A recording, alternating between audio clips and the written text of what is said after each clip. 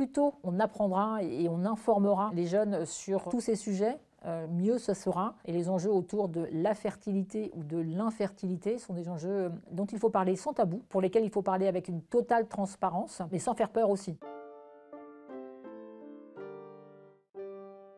Depuis 2 ans, c'est 30 bébés qui sont nés au 31 décembre 2022, mais plus de 444 grossesses qui étaient en cours. C'est 16 000 demandes de consultation en 2022. Alors pourquoi cette différence entre 16 000 consultations? Ça veut dire qu'on rentre dans un processus. Tous les processus de PMA n'aboutissent pas forcément à la naissance d'un enfant. Les femmes avec lesquelles je discutais m'ont dit à quel point c'était attendu et que pour elles, la question d'aller en Belgique s'était posée, mais que financièrement c'était compliqué. Elles ont attendu le vote de cette loi, elles se disent que pour elles c'est une chance extraordinaire. J'ai parlé de succès, puisque 16 000 demandes, nous n'avions pas anticipé 16 000 demandes, notamment dès la première année. Donc ça montre à quel point cette loi de progrès était attendue des femmes françaises. Bien sûr, ça a perturbé le fonctionnement des SECOS, qui sont les centres qui mettent en œuvre ces consultations et le suivi des femmes dans le cadre de la PMA, mais qui aussi, pour certains d'entre eux, font l'autoconservation à la fois médicale mais aussi sociétale, qui a été introduit par le cadre de la loi.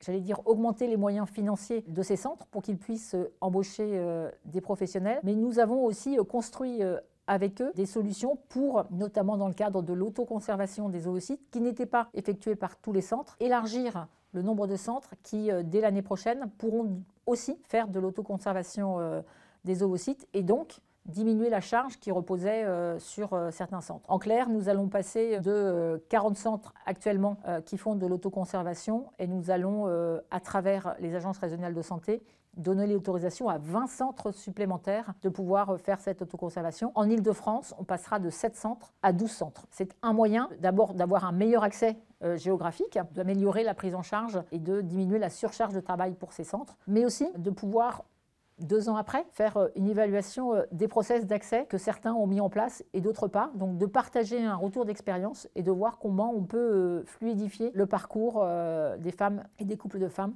qui souhaitent accéder à la PMA. C'est un enjeu, vous l'avez dit, de santé publique sur lequel on doit avoir une vigilance collective, un devoir d'information et un devoir de transparence sur quels sont les risques, quels sont les produits qui risquent d'engendrer de l'infertilité.